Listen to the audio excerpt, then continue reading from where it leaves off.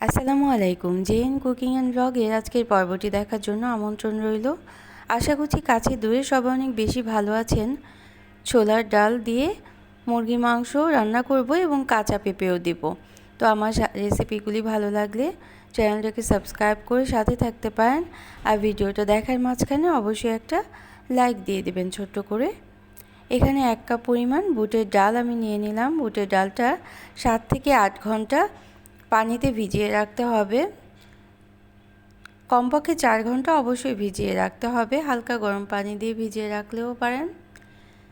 তো ডালটা প্রথমে আমি সিদ্ধ করে নেব। প্রেসার কুকারে করে নিচ্ছি, একটু তাড়াতাড়ি হবে এই জন্য পানির পরিমাণটা একটু কম দিব এবং আধা চা চামচ লবণ, আধা চা চামচ হলুদের গুঁড়ো দিয়ে 2টো সিটি দিয়ে বুটের ডালটা সিদ্ধ করে নিয়েছিলাম। আর 1.5 কেজির মতো সোনালী মুরগি নিয়ে নিয়েছি এবং কাঁচা পেঁপেটাও কেটে নিয়েছি।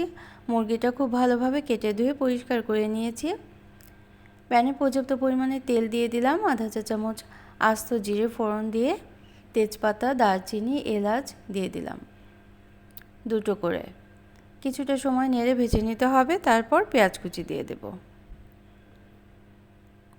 পেঁয়াজ কুচিটা একটু নরম হয়ে যাওয়ার পর আদা রসুনের পেস্টটা দিয়ে দিতে হবে। তো পেঁয়াজ কুচিটার পরিমাণ একটু বেশি দিতে হবে, অন্যান্য মশলাও একটু বেশি দিতে হবে, কারণ ছোলার ডালটা রান্না করতে মশলা না দিলে কিন্তু ভালোই লাগে না খেতে। 1.5 টেবিল চামচ পরিমাণ আদা আর রসুনের পেস্ট দিয়ে দেব। এখন এটা ভাজা মশলাটা একটু নেড়ে নিতে হবে, নেড়ে ভেজে নিতে হবে। তারপর পানি দিয়ে দেব। পানি দিয়ে মশলাটা কষিয়ে নিতে হবে আর শুকনো মশলাগুলোও দিয়ে দেব। তো শুকনো মশলা হিসেবে 1 চা চামচ করে লবণ দিলাম, ধনে গুঁড়ো, শুকনো মরিচের গুঁড়ো এবং হলুদের গুঁড়ো দিয়ে দিলাম। তারপর অল্প অল্প করে পানি দিয়ে মশলাটা তেলের উপর যখন চলে আসবে তখন আমরা মাংসগুলোও দিয়ে দেব। আমাদের বুটের ডালটাও সিদ্ধ হয়ে গিয়েছে, আমরা নামিয়ে রেখেছি।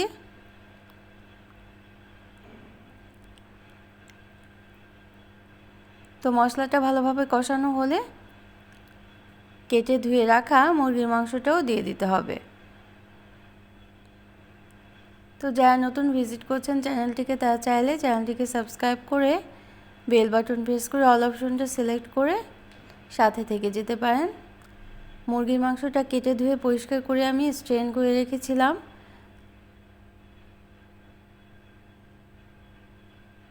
কাঁচা পেঁপেটাও দিয়ে দিলাম। এখন এই মশলার মধ্যে কাঁচা পেঁপে এবং মুরগির মাংসটা ভালোভাবে নেড়েচেড়ে কষিয়ে নিতে হবে। কষানো হলে আমি 1 টেবিল চামচ পরিমাণ গরম মশলা গুঁড়ো দিয়ে দেব। যেহেতু মুরগির পরিমাণটা একটু বেশি, তাই গরম মশলা গুঁড়োটা কিন্তু অবশ্যই দিতে হবে শেষের দিকে। তারপর মশলাটার মধ্যে চিকেন এবং পেঁপেটা খুব ভালোভাবে কষিয়ে নিতে হবে। কষানো হলে আমরা মাংসটা রান্না হওয়ার জন্য পানি দিয়ে দেব। এখানে 2 কাপ পরিমাণ পানি দিয়ে আমি প্রায় 15 মিনিট রান্না করে নিয়েছিলাম। 15 মিনিট রান্না করে নেওয়ার পর বুটের ডালটা দিয়ে দিয়েছি। এটা আমার স্কিপ হয়ে গিয়েছে, অর্থাৎ মাংস এবং পেঁপেটা সিদ্ধ হয়ে যাওয়ার পর বুটের ডালটা তো প্রেসার কুকারে সিদ্ধ করে রেখেছি, সেটা দিয়ে মিশিয়ে নিয়েছি। এ পর্যায়ে 1 চা চামচ জিরে গুঁড়ো অবশ্যই দিয়ে দিতে হবে। তো আমার রেসিপিগুলি ভালো লাগলে একটা লাইক দিয়ে দিবেন, প্রয়োজনে কমেন্ট করবেন আর শেয়ার করতে পারেন ফ্রেন্ডস অ্যান্ড ফ্যামিলির সাথে। যারা এতক্ষণ সাথে থাকলেন তাদের জন্য রইল অসংখ্য অসংখ্য ধন্যবাদ। সবাই অনেক বেশি ভালো থাকবেন। নিত্য নতুন রেসিপির জন্য সাথে থাকবেন। Thanks for watching. Allah Hafiz.